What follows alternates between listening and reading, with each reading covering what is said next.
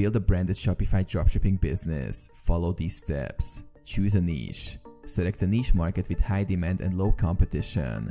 Conduct thorough market research to identify profitable products. Create a brand identity.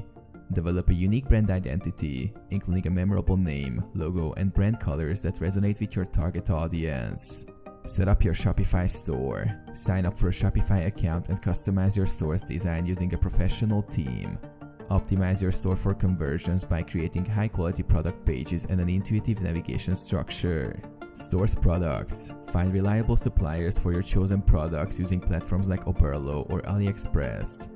Focus on building relationships with suppliers who offer quality products and reliable shipping. Brand your products. Customize your products with your branding elements, such as packaging inserts, branded stickers, or custom packaging, to differentiate yourself from competitors. Market your store. Implement a marketing strategy to drive traffic to your Shopify store.